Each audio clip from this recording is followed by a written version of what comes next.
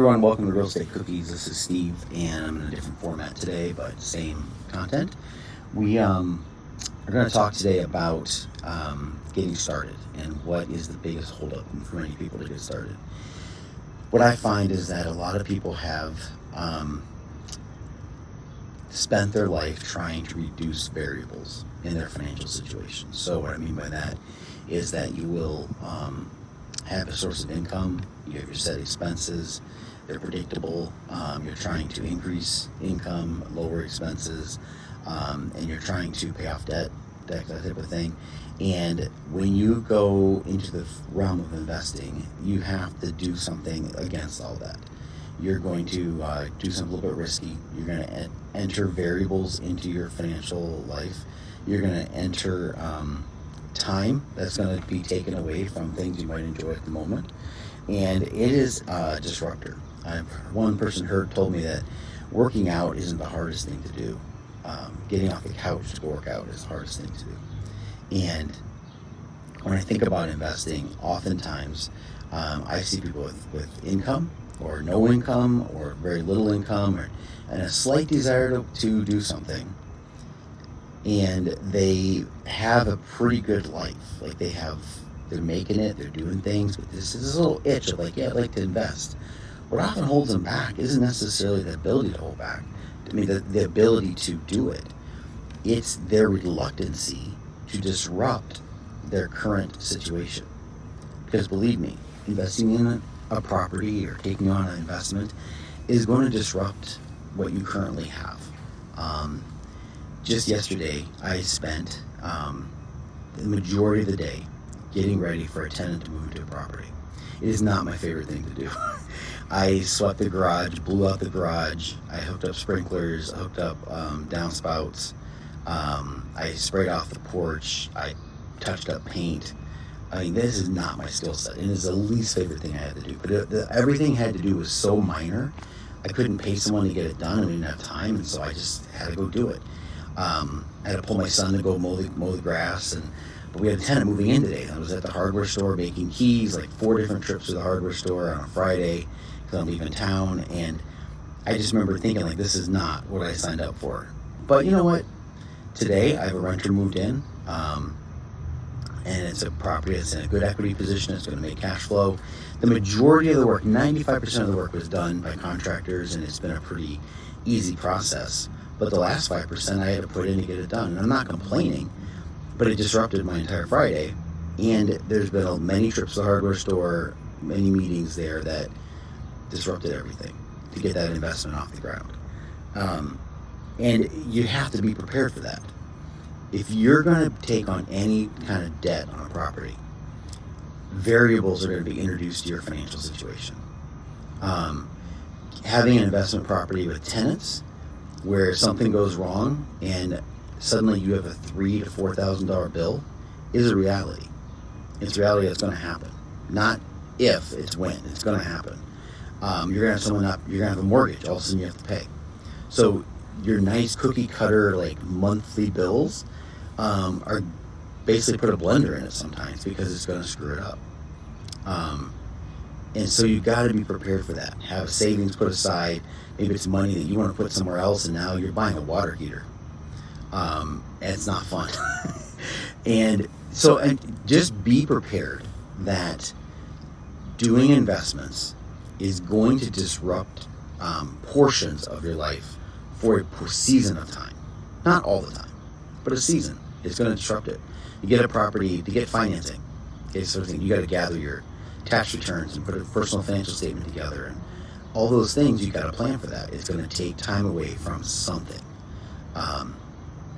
When Crystal and I first got started 20 years ago, I remember our Saturdays, we didn't have kids at the time, our Saturdays were, instead of being spent with our friends, going hiking and all the fun stuff we did, we were at a property eating pizza off the floor because we were there painting. In the middle of summer, painting all day. Now, I don't do that anymore, thankfully, because I'm a bad painter, but that's what happens. And so we spent that time there painting. And our friends, I remember thinking that they were like, what are you doing? I'm like, well, this is what we have to do. And live like no one else now so you can live like no one else later. That's the best advice I ever got. So you're going to have to do some things in the short term that are painful, so you have a really enjoyable long term. Everyone talks about the house they sell and they make money on it, and they've made cash flow for years. That's what people talk about. But they don't talk about the Saturday afternoons they spent there raking leaves, or the water heater that broke and they had to, put it on a credit card and then make monthly payments to it to get it paid off. They don't talk about those things, but those are real realities that you're going to have to face if you're going to be an investor. Now, you don't have to be handy to be successful. I'm not a handy person. I don't like fixing toilets. I don't like doing all that stuff, and I'm not good at it, and I have good contractors and relationships I've built. But, sometimes you still got to go blow the garage out, and you got to change the locks and little things that you got to do, and it disrupts your life. Okay, so that's number one. And then number two is the variable question. You're entering variables into your financial picture that not everyone is comfortable with. So don't go into an investment lightly, thinking that you don't need reserves and there won't be issues, because there will be. You will have the issues. And so be prepared for that. All right, this was a little shorter than normal, but I wanted to get that out there. We're dealing with these things, and so I know you will too once you get started. And I will say this, it's worth the disruption. Make a calculated risk, enter variables that you can control, you can absorb, and then it's worth it. Like, it's totally worth it in the end. Because the other side of the variable is that you have variable expenses, but then you have variable income. So you might be putting up with variables taking away from your income. But if you don't do investments, you don't ever have the chance of a variable going your way, where you sell something and you introduce a lot of income to the mix. And so you got to get up to the plate and start swinging if you're ever gonna hit. And so everyone's so scared of the negative variables, but you got to think about the positive variables that come in there. Because you do your retirement financing, you plan for retirement, and you have, this much money comes in over time, I can hit my retirement.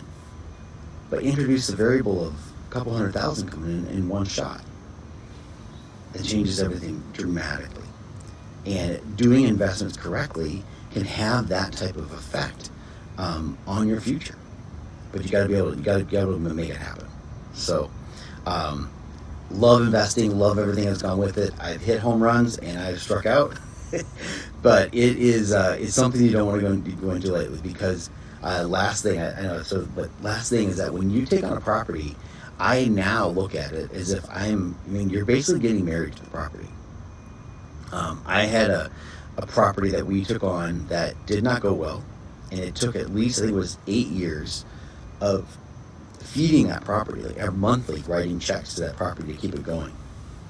And when we sold it, we still had to bring money to closing to get rid of it. And there was just no way out. I couldn't sell it. I couldn't let it go. I just had to eat it. And talk about a variable that was painful. Talk about a disruptor. We made a bad decision. We just went too fast. Didn't know the neighborhood quick enough. Like, I just made a mistake. And we paid for it for like 8 years. But it taught me a very valuable lesson, that any debt we go into on a property, any property you take on, you're marrying that property. You better enjoy where it's located. You better enjoy the way it looks. You better really be prepared to be married to that thing, because it's not easy getting out of the property that's not going well. And so you want to make sure you know those things, because those variables can really disrupt a lot of things if done wrong. And then again, there's the flip side. You do it right, this is variable of income coming in, not much of your time, and it's a great process. So hang in there, get started, get off the couch, and make some offers, get started, and we'll see you next time. Thanks.